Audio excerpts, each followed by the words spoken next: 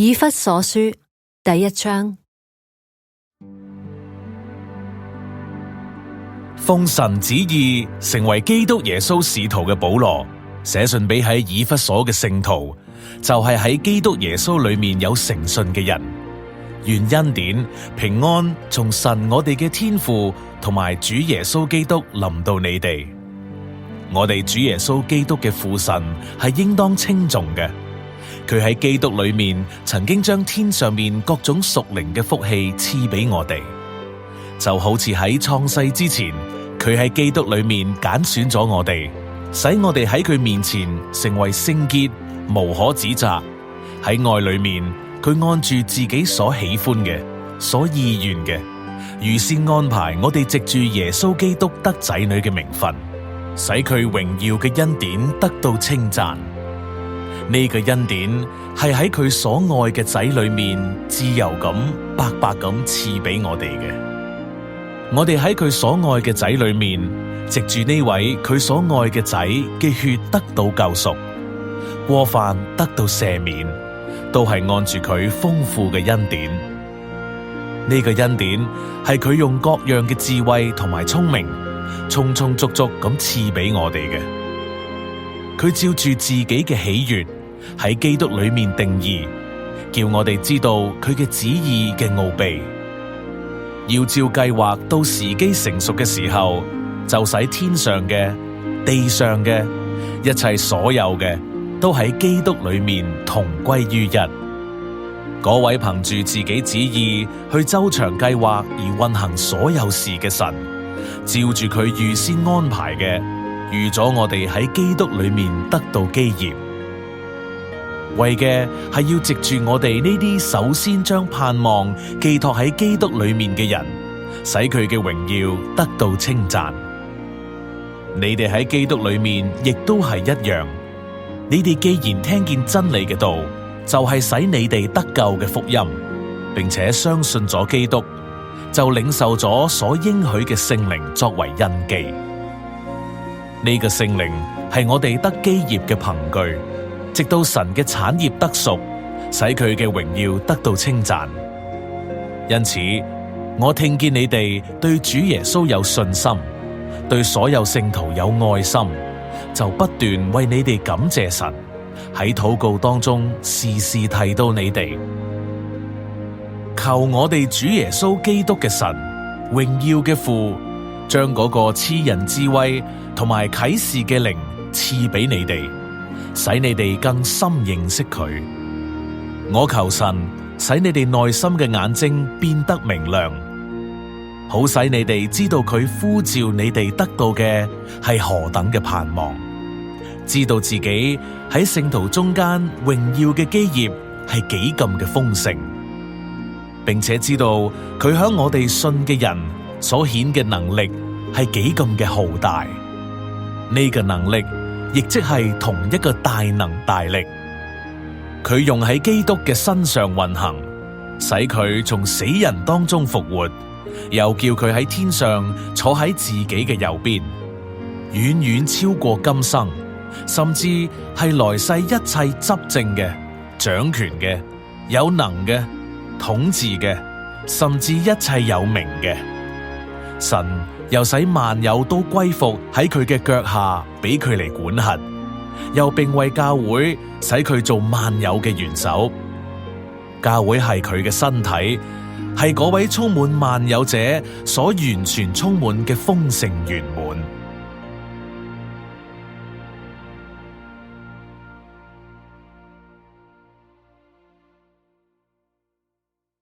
以弗所書第2章。至於你哋以往喺過犯罪惡裏面係死嘅，嗰時你哋喺當中行事為人，都係跟隨呢個世界嘅潮流，又信服嗰個喺空中掌權嘅首領，就係而家喺悖逆嘅人身上運行嘅邪靈。我哋從前亦都係生活喺呢啲悖逆嘅人嘅中間，放縱肉體嘅私欲，隨住肉體嘅慾念同埋渴望嚟行事。我哋同其他人一樣，按照本性嚟講，都係惹神憤怒嘅人。但係神滿有豐富嘅恩慈，因為佢以極大嘅愛嚟到愛我哋。竟然當我哋死喺過犯當中嘅時候，就使我哋同基督一齊活過嚟。你哋得救係靠住恩典，佢又叫我哋喺基督耶穌裏面同佢一齊復活，一齊坐喺天上，為嘅係要喺將來嘅世代當中顯明佢喺基督耶穌裏面藉住佢嘅仁慈所賜俾我哋嘅恩典，實在係無可比擬咁豐富。因為你哋得救係靠住恩典，藉住信心，呢個並唔係出於你哋自己，而係神所賞賜嘅，亦都唔係出於行為，免得有人自誇。我哋本來就係神嘅工作，係佢喺基督耶穌裏面造成嘅，為嘅係要叫我哋行各樣美善嘅事，就係神預先已經預備好叫我哋去行嘅。所以你哋應該記得，你哋從前按肉體嚟講係外邦人，被嗰啲所謂受咗割禮嘅稱你哋為冇受割禮嘅。你哋要記得，嗰時你哋同基督毫無關係，被排除喺以色列國民以外，喺所有應許嘅諸約上面係局外人，喺呢個世界上面冇盼望，冇神。但係你哋呢啲從前遠離嘅人，而家卻喺基督耶穌裏面靠住基督嘅血，已經可以靠近，因為基督自己係我哋嘅平安，佢使雙方合二為一，拆毀咗將兩者分開嘅障礙，就係因仇恨而築起嘅圍牆，以自己嘅身體廢除咗仇恨，並且廢除咗律法嘅誡命同埋規條，為嘅係要將雙方喺佢裏面創造成為一個新人，咁樣就締造咗平安。佢藉住十字架處死仇恨，又使雙方成為一個身體與神和好，並且佢嚟將平安嘅福音傳俾你哋呢啲喺遠處嘅人，亦都傳俾嗰啲喺近處嘅人。因為藉住基督，我哋雙方可以靠住同一位聖靈，能夠嚟到父面前。咁樣，你哋唔再係外人同埋客旅，係同神子民一樣，係天國嘅子民，係神嘅大家庭裏面嘅人。你哋被建立喺使徒同埋先知嘅根基上面，基督耶穌自己就係房角石，整座建築喺佢裏面緊密連接喺埋一齊，漸漸增長，建造成為喺主裏面嘅聖殿。你哋喺佢裏面亦都一齊被建造，成為神藉住聖靈居住嘅所在。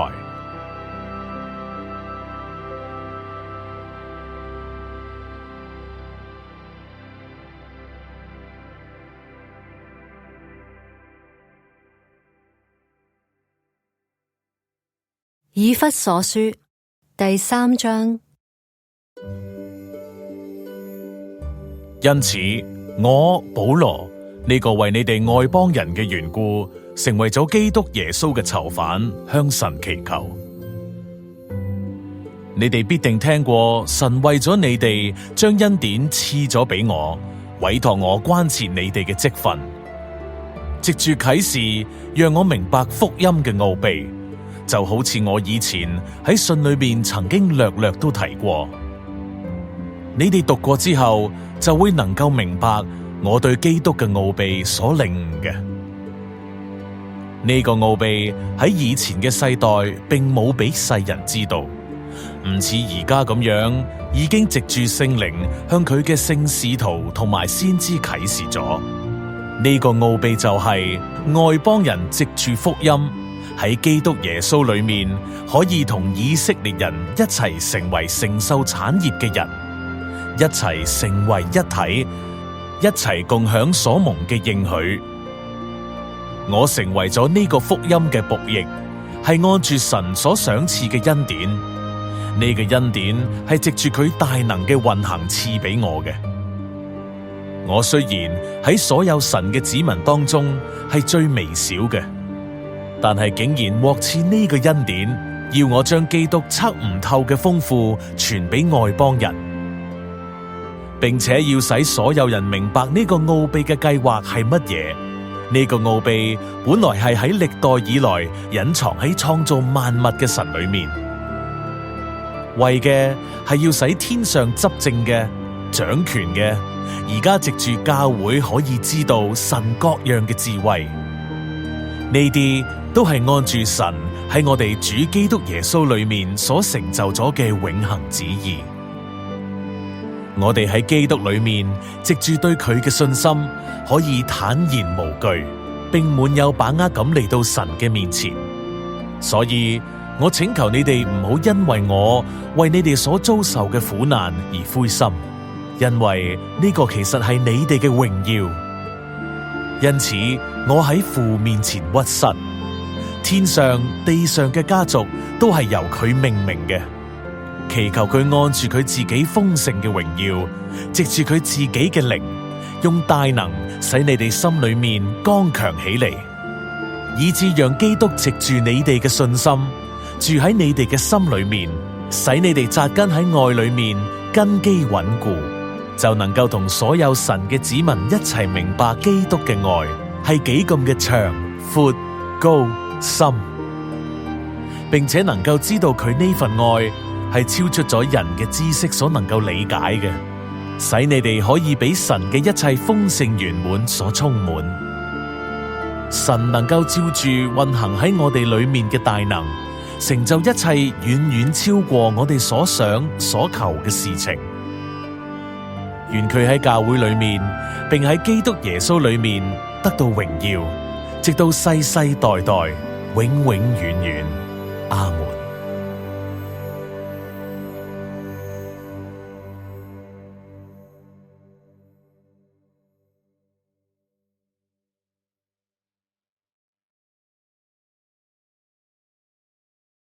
以弗所書第4章。所以我呢個為主而被囚禁嘅，勸你哋行事為人要配得起你哋所蒙嘅呼召，要完全謙卑、溫柔，要忍耐，用愛心互相寬容，喺平安嘅聯繫當中竭力保守聖靈所賜嘅合一。就正如你哋被呼召嘅時候，係被呼召去同得一個盼望，你哋同屬一個身體，有同一位聖靈，同一位主，同一個信仰，同一個洗禮，同一位神，就係所有人嘅父，超越喺所有人之上，貫通喺所有人之中，居住喺所有人之內。但係我哋每個人都係照住基督所量俾我哋嘅恩賜而獲得恩典，所以經常咁話，佢升到高處嘅時候，擄獲咗好多俘虜，又賜俾人好多禮物。咁樣佢升到呢句話係乜嘢意思呢？唔係表明咗佢亦都會曾經先降到地嘅低處咩？嗰位降到落嚟嘅，亦即係升到超越高過諸天嘅同一位，為嘅係要使佢充滿萬有。佢自己所賜嘅有使徒，有先知，有傳福音嘅，有牧師同埋教師，為嘅係要裝備神嘅子民去做服侍嘅工作，好建立基督嘅身體，直到我哋所有人對神嘅仔有一致嘅信仰同埋認識，長大成熟，達到基督豐盛圓滿嘅身量。咁樣我哋就唔再係孩童，中咗人嘅詭計，跌入咗人用欺詐嘅手段所設嘅騙局，俾各樣教義嘅風浪所搖蕩，就翻來覆去，隨波逐流。反過嚟講，我哋說話要用愛嚟表達真理，喺各方面都追求成長，達到基督成熟嘅身量。而呢個身體嘅頭就係基督，整個身體都靠住佢，藉住每個互相支撐嘅關節連接喺埋一齊，彼此聯繫，照住每一個部分去發揮本身應該有嘅功能，讓身體漸漸成長，喺愛當中建立自己。所以我要對你哋講，並且要喺主裏面鄭重咁要求，你哋嘅行事為人唔可以再好似外邦人咁樣，存住虛妄嘅思想嚟生活。佢哋嘅心思被蒙蔽，又因為自己裏面嘅無知，心裏面就剛硬，同神嘅生命隔絕。佢哋既然已經麻木，就任憑自己淫亂放蕩，貪得無厭咁去做各種污穢嘅事。但係你哋從基督所學嘅並唔係咁樣。你哋既然已經聽過有關佢嘅事蹟，喺佢裏面領受咗教導，就係領受咗同耶穌裏面嘅真理一致嘅教導，就要離開你哋舊有嘅生活方式，脫去因私欲嘅迷惑而逐漸敗壞嘅舊人，又要喺你哋嘅心思意念上面被更新過嚟，並且要穿上新人。呢個新人係照住神嘅形象，喺真實嘅公義同埋聖潔裏面造成嘅。所以你哋要除掉謊言，每個人都要同鄰舍講真話，因為我哋大家都係同屬於一個身體上面嘅肢體。即使嬲怒，都唔好犯罪，唔好含怒到日落，亦都唔好俾魔鬼有地步。偷竊嘅唔好再偷，反而要辛勤做工，憑自己雙手做正當嘅事，以致能夠同有缺乏嘅人分享自己所擁有嘅。污言穢語一句都唔好講出口，反而要按住需要講造就人嘅好話，使聽見嘅人得到益處，亦唔好使神嘅聖靈悲傷。你哋係受咗佢嘅印記，等候得贖嘅日子。除去一切嘅苦毒、烈怒、憤怒、喧鬧、毀謗，以及一切嘅惡毒，要以仁慈同憐憫嘅心互相對待，彼此饒恕，就正如神喺基督裏面饒恕咗你哋一樣。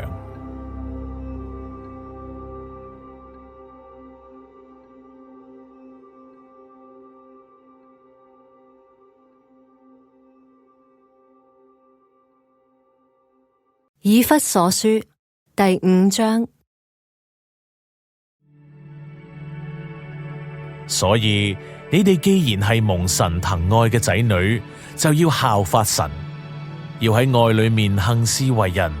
就正如基督愛我哋，為我哋犧牲自己，作為馨香嘅供物同埋祭物獻俾神。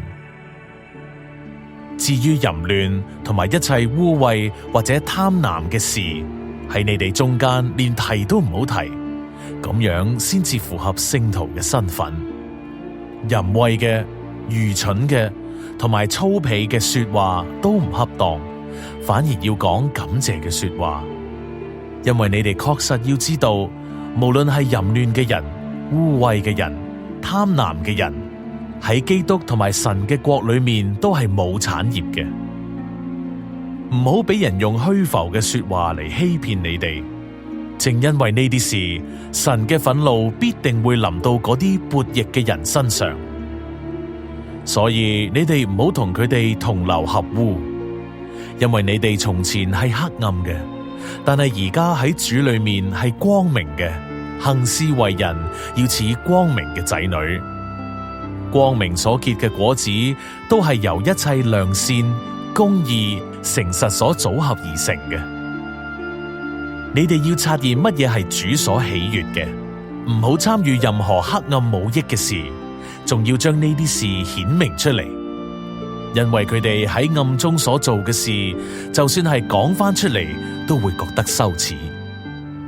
但係一切事物被光暴露，就變得顯露無遺，因為使一切事物能顯明嘅就係光。因此主咁樣話：瞓咗覺嘅人啊，醒過嚟啦，從死人當中起身啦，基督就必定會光照你。所以你哋行事為人要謹慎，唔好似愚昧嘅人，要好似有智慧嘅人。要把握時機，因為而家呢個世代邪惡，所以唔好做糊塗人，要明白主嘅旨意係點樣。唔好醉酒，醉酒能使人放蕩。反過嚟講，要俾聖靈充滿，以致用詩篇、詩歌、聖詩、靈歌彼此唱和，從心裏面唱歌作曲頌讚主。每件事都要奉我哋主耶穌基督嘅名，時時感謝父神，並且要存住敬畏基督嘅心，彼此順服。你哋做妻子嘅，要順服自己嘅丈夫，就好似順服主一樣，因為丈夫係妻子嘅頭，就好似基督係教會，佢嘅身體嘅頭，佢自己又係教會嘅救主。正如教會順服基督，妻子亦都要照樣事事順服丈夫。你哋做丈夫嘅，要愛你哋嘅妻子，就正如基督愛教會，為教會犧牲自己，為嘅係要用水洗滌，藉住道嚟潔淨教會，使佢成為聖潔，可以獻俾自己，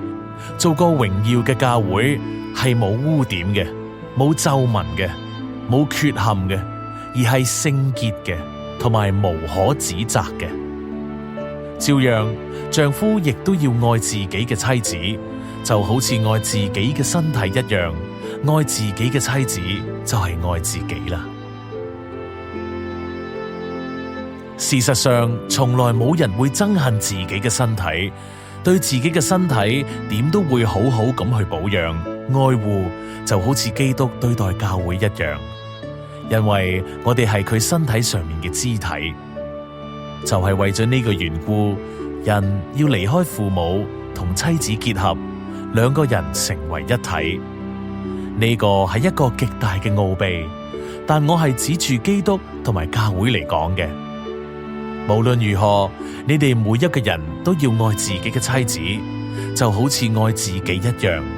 妻子亦都要敬重自己嘅丈夫。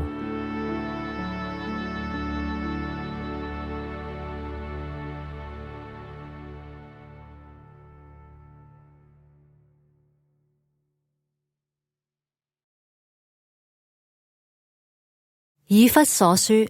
第6章。小朋友要喺主裏面聽從父母，因為呢個係理所當然嘅。要敬重父母，使你事事順利，喺地上面得享長壽。呢條係第一條帶住應許嘅誡命。你哋做爸爸嘅，唔好激嬲仔女，反而要按住主嘅教導同埋勸誡養育佢哋。你哋做奴僕嘅，要存住尊敬、戰兢同埋真誠嘅心，聽從你哋喺地上面嘅主人，就好似聽從基督一樣。唔好只係做俾人睇，為咗討人喜悅，反而要好似基督嘅僕人，發自內心去遵行神嘅旨意，全心全意咁服侍，就好似服侍主，而唔係服侍人。要知道，無論係奴僕或自由人，每個人都會按住自己所做嘅善事，得到主嘅賞賜。你哋做主人嘅，亦都要照樣善待你哋嘅奴僕，唔好威嚇佢哋。要知道，佢哋同你哋喺天上面都係有同一位嘅主，佢並唔會偏心對待任何一個人。